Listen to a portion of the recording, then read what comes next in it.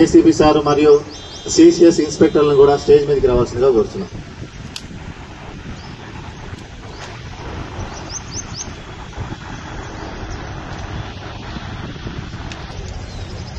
ఇక్కడికి విచ్చేసిన బాధితులు అనొచ్చు, ఫోన్ దొరికిన విజేతలు అనొచ్చు, అందరికీ ఆహ్వానము. ఈ ప్రోగ్రాము ఈ సిఐఆర్ పోర్టల్ మనం పెట్టిన కాంచి ఇది 6వ విడత ఫోన్స్ మనం డిస్ట్రిబ్యూట్ చేస్తాము. ఇది 6వ విడత.